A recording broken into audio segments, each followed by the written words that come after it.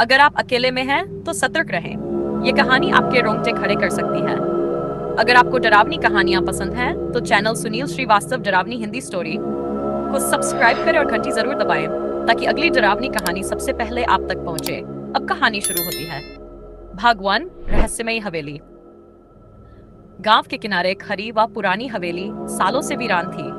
लोग कहते थे कि जो भी वहां जाता वापस नहीं लौटता। हवेली का मालिक ठाकुर रणवीर सिंह कई साल पहले अपनी पूरी फैमिली के साथ रहस्यमयी तरीके से गायब हो गया था।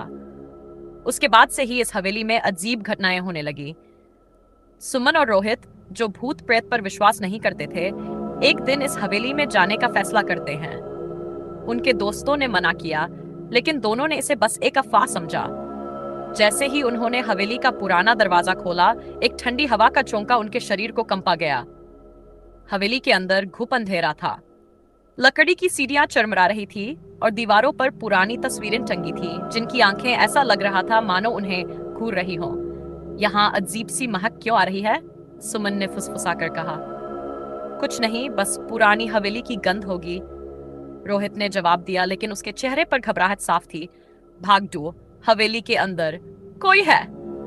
वे जैसे ही आगे बढ़े, अचानक एक कमरे का दरवाजा खुद ब खुद खुल गया। दोनों की सांसें अटक गई। रोहित ने मोबाइल की टॉर्च ऑन की तो देखा कि अंदर धूल से ढका एक पुराना झूला हिल रहा था। क्या हवा चली थी? सुमन ने खुद को समझाने की कोशिश की।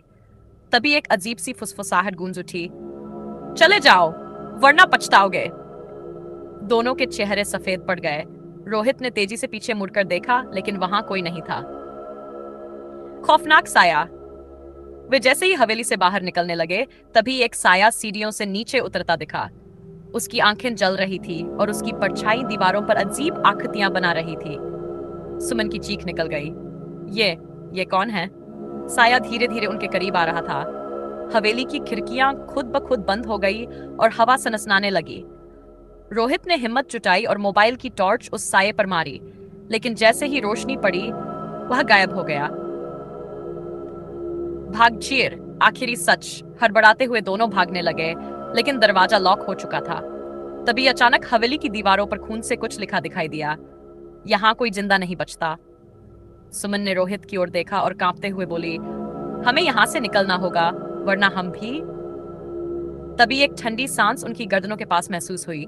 दोनों की चीख हवेली में गूंज गई और फिर हवेली के बाहर केवल सन्नाटा था। अंतिम रहस्य। अगली सुबह गांव वालों ने हवेली का दरवाजा खोला, लेकिन अंदर कोई नहीं था। केवल दीवारों पर खून से 2 नए नाम लिखे थे, सुमन और रोहित। कहते हैं जो भी उस हवेली में जाता है, उसका नाम हमेशा के लिए वहां की दीवारों पर जुड़ जाता है।